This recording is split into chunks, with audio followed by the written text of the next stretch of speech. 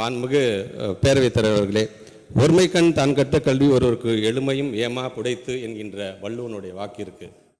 முத்தமிழறிஞர் கலைஞருடைய விளக்க உரை என்பது ஒரு தலைமுறையில் பெறுகின்ற கல்வி அறிவானது 7 தலைமுறைக்கும் பாதுகாப்பாக அமையும் என்கின்ற அந்த விளக்க உரையோடு கல்வியால் மக்களுக்கு சுயமரியாதையும் பாதுகாப்பும் அமைந்திட வேண்டும் என்று சொன்ன தந்தை பெரியார், போட்டியும் பொறாமையும் பொய் சிரிப்பும் இருக்கின்ற இந்த உலகில் நாம் நம்முடைய பாதையில் நேர்மையாக நடைபெறுவதற்கு நமக்கு துணையாக வருவது கல்வி மட்டுமே என்று சொன்ன பேரறிஞர் அண்ணா அவர்களை நான் வணங்குகின்றேன்.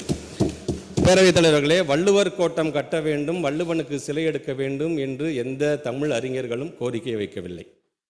கணினி என்பது முழுமையாக அனைவருக்கும் சென்று சேர்வதற்கு முன்பாக எங்களுக்கு ஒரு டைடல் பார்க் வேண்டும் என்று எந்த மாணவ சமுதாயமும் கொடி பிடிக்கவில்லை. தன்னுடைய பிள்ளையும் இலவசமாக பேருந்திலே பயணம் செய்து பள்ளிக்கூடம் சென்று பாடம் படிப்பான் என்று எந்த பெற்றோர்களும் நினைத்து பார்க்கவில்லை. ஒட்டுமொத்தமாக நுழைவுத் தேர்வு என்பதை ரத்து செய்யப்பட்டு தாம் பிள்ளைகளும் மருத்துவர் ஆவார்கள் என்று எந்த கிராமப்புறத்தை சார்ந்திருக்கின்ற பெற்றோர்களும் நினைத்து பார்க்கவில்லை.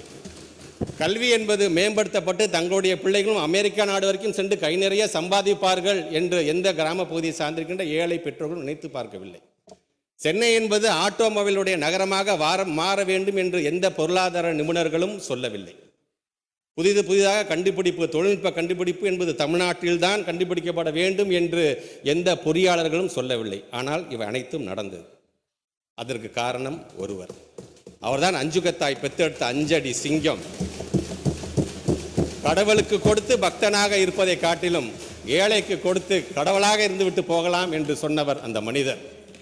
பேரவைத் தலைவர்களே, ஒப்பனை பண்ணால் யார் வேணால் ஹீரோ ஆகலாம், கற்பனை பண்ணால் கூட எங்களுடைய கலைஞர் ஆக முடியாது. அந்த கலைஞர் ஒருங்கிட்ட திசை நோக்கி என்னுடைய வணக்கத்தை நான் தெரிவித்துக் கொள்கின்றேன்.